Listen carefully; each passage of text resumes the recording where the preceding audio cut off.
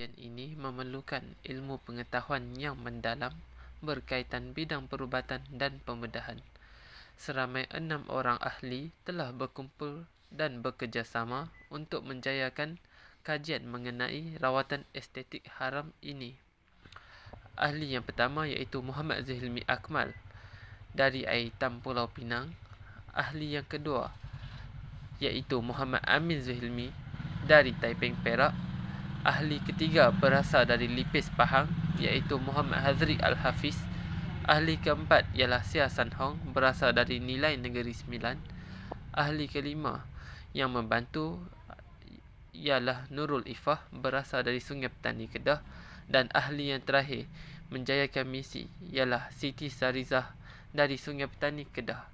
Selamat sejahtera, nama saya Sia San Hong. Saya akan tentang pengalaman sebagai permulaan kewenangan kumpulan kita. Dalam era modernisasi ini, rawatan estetik merupakan sebahagian daripada penjagaan perubatan yang memfokuskan kepada keperluan dan keinginan estetik pelanggan.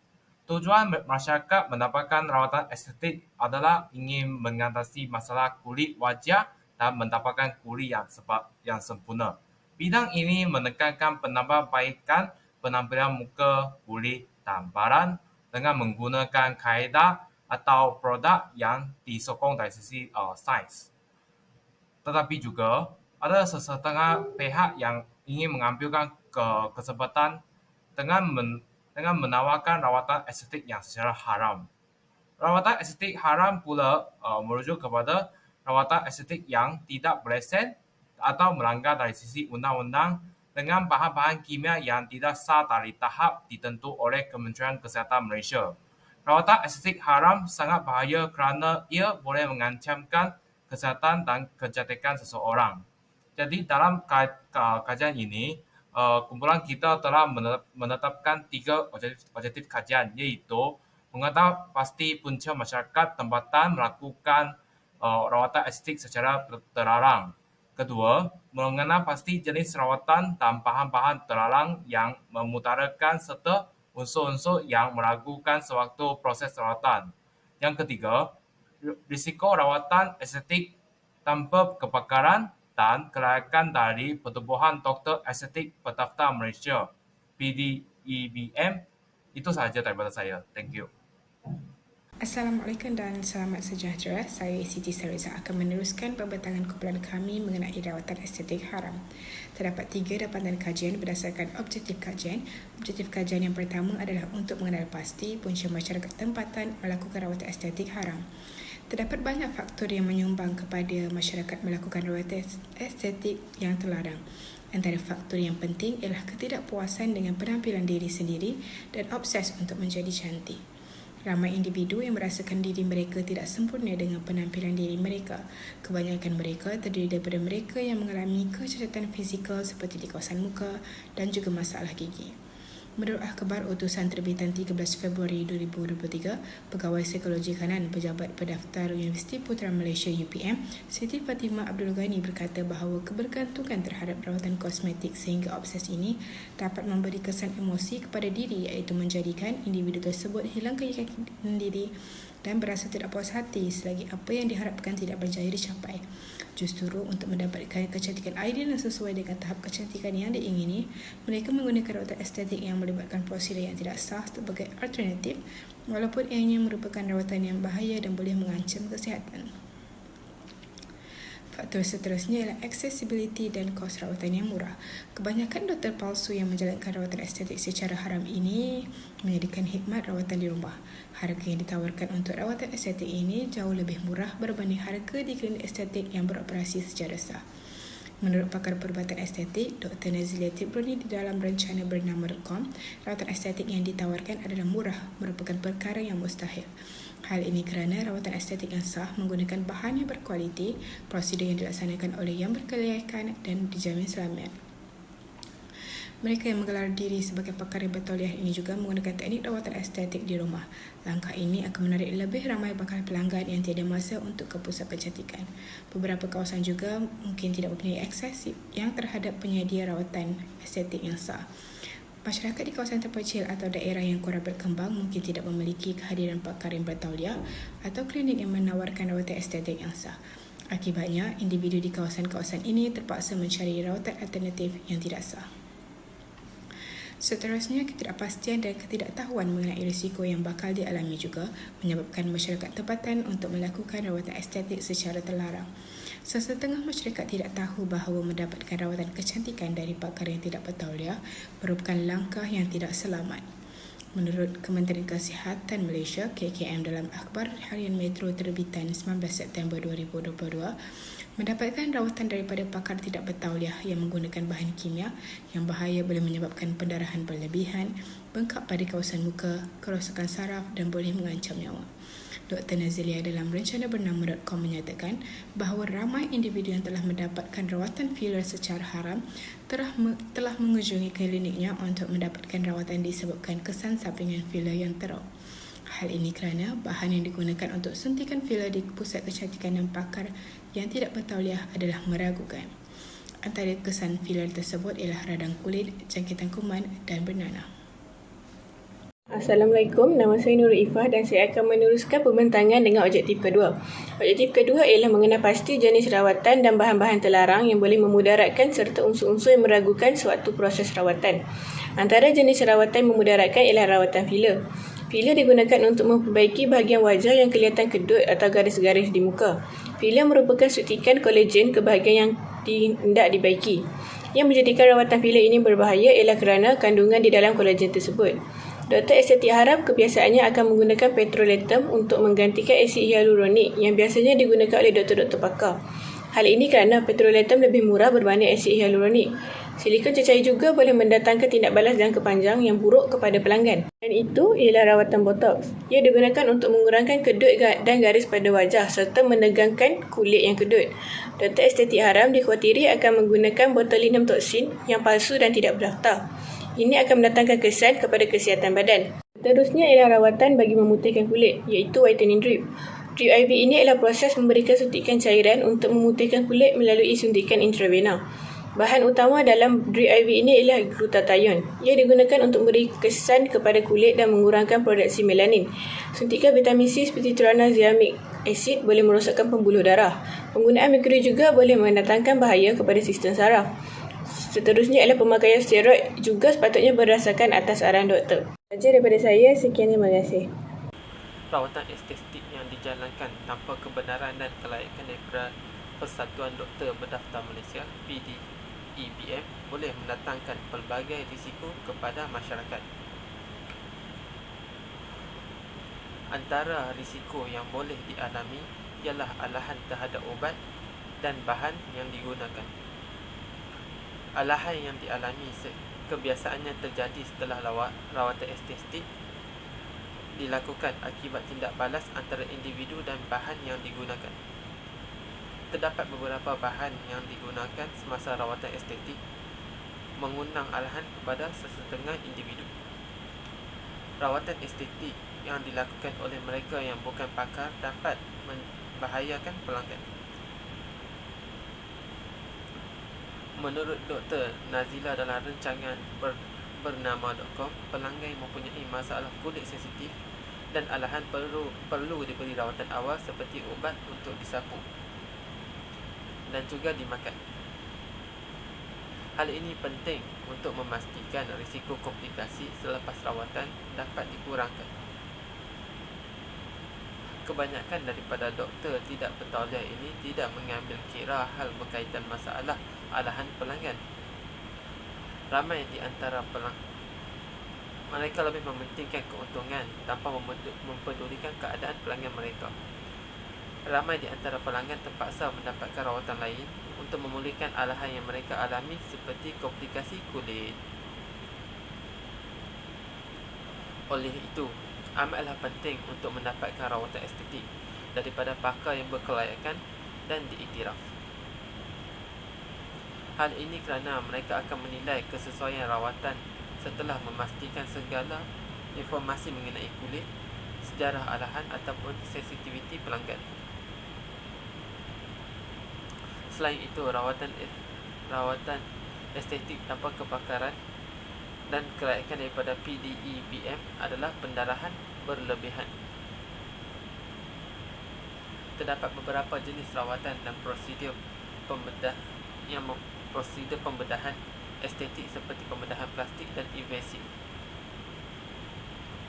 Prosedur yang digunakan adalah alatan yang tajam seperti pisau atau jarum yang boleh mendatangkan pendarahan kepada pelanggan.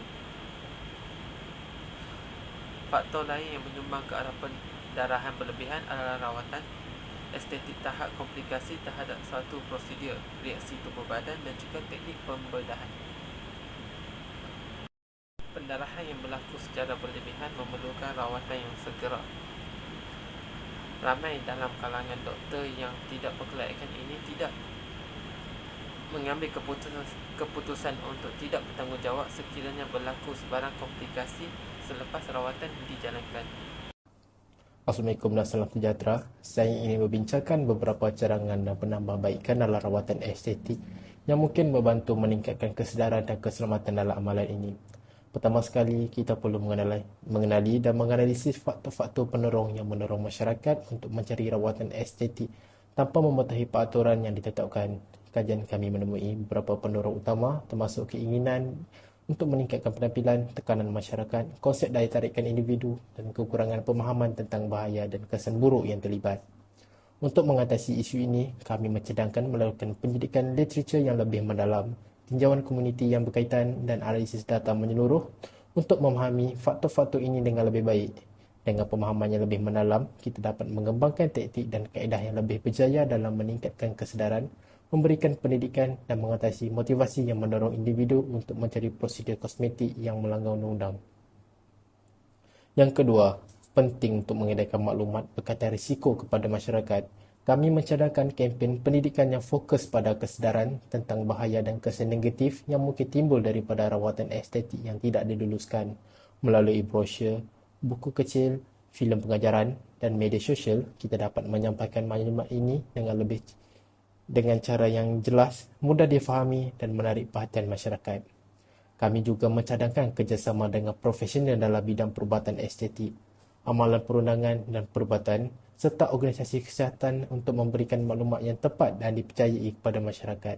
Dengan pendidikan dan kesedaran yang lebih besar, masyarakat akan lebih bersedia untuk membuat pertimbangan yang tepat tentang rawatan estetik dan menghindari praktik berbahaya.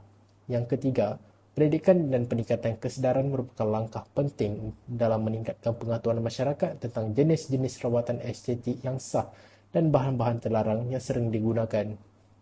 Melalui kempen pendidikan awam, ceramah dan program penerangan yang melibatkan pakar perubatan estetik yang berdaftar, masyarakat akan memperoleh pengetahuan yang diperlukan untuk membuat keputusan berpengetahuan tentang rawatan estetik. Penekanan juga diberi kepada pentingnya menggunakan khidmat profesional. Akhir sekali, kami mencadangkan peningkatan pemantauan dan penguasaan undang-undang yang berkaitan dengan praktik perubatan estetik. Kerajaan perlu memastikan bahawa terdapat badan pengawasan dan mekanisme pemantauan yang kuat untuk memantau dan mengawasi amalan estetik. Sanksi yang tegas berkesan perlu dikenakan kepada individu atau klinik yang melanggar peraturan dan memberi rawatan estetik yang tidak sah. Selain itu, penting juga untuk memkuatkan latihan dan persijilan dalam bidang perubatan estetik. Para profesional dalam bidang ini perlu menjalani latihan yang komprehensif, memperoleh pengalaman yang mencukupi dan mendapatkan persijilan yang diiktiraf untuk memastikan kecekapan dan kebolehpercayaan mereka dalam memberi rawatan estetik. Setiap pemantauan dan kemasukan semula persijilan perlu diwujudkan untuk memastikan profesional terus mengikuti perkembangan teknik dan mematuhi standard amalan terbaik. Dengan mengambil langkah-langkah ini, kita dapat meningkatkan kesedaran, memberikan pendidikan yang tepat, memperkuatkuasakan peraturan dan penguatkuasaan undang-undang, meningkatkan latihan dan persijilan serta mendorong penyelidikan dan pembangunan dalam bidang perubatan estetik. Tujuannya adalah untuk meningkatkan keselamatan, memberikan kualiti yang lebih baik dan memastikan kepercayaan masyarakat dalam mendapatkan rawatan estetik yang mereka inginkan. Itu sahaja. Sekian, terima kasih. Assalamualaikum warahmatullahi taala wabarakatuh. Nama saya Hazri Al-Hafiz bin Habibul Najjar. Saya akan membentangkan mengenai kesimpulan bagi kumpulan saya tentang isu-isu yang berkaitan dengan rawatan estetik di Malaysia. Seperti yang kita ketahui, rawatan estetik semakin popular di negara kita. Walaupun terdapat banyak faedah yang boleh diperoleh daripada rawatan ini, terdapat juga beberapa isu yang perlu kita pertimbangkan dengan serius. Pertama sekali, kos rawatan estetik yang menjadi penghalang kepada accessibility yang saksama.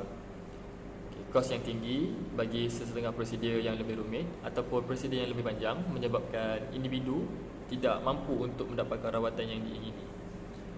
Hal ini akan menyebabkan kesenjangan dalam kesihatan dan kecantikan masyarakat kita.